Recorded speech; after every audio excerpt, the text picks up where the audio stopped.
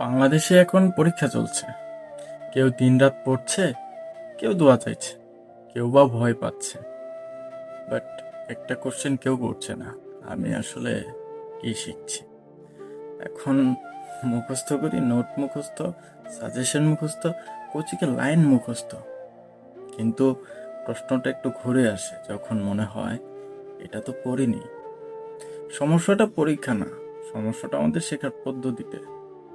আমাদের শেখানো হয় কিভাবে পাশ করতে হবে, শেখানো হয় না কিভাবে বুঝতে হয়।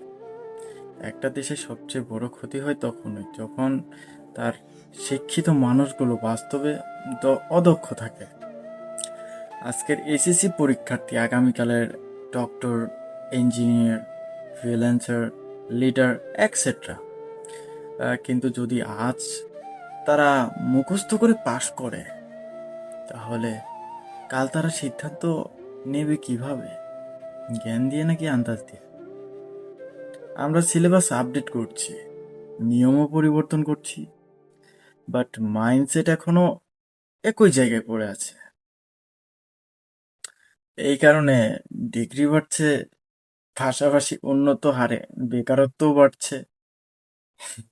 বাংলাদেশের অনেক সমস্যা, এগুলো বলতে গেলেই মানুষ বলে জ্ঞান দেয়। অদ্ভুত ব্যাপার, নিজে পারেও না, শিখতেও চায় না। যে শিখে তার পেছনে লেগে থাকে।